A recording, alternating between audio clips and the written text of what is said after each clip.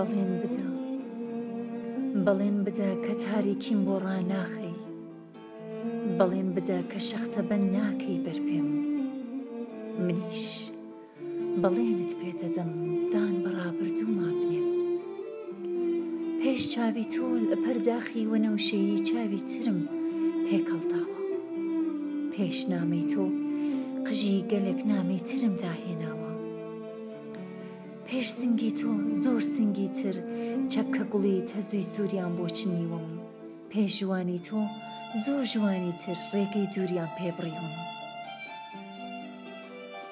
شاعرێک بووم گەڕی وشکم بە دوای قومێک ئاودا بێڵ بوو، بۆ بارانی هەر ئاسمانێک نوشتامەوە ئاوی لێڵ بوو.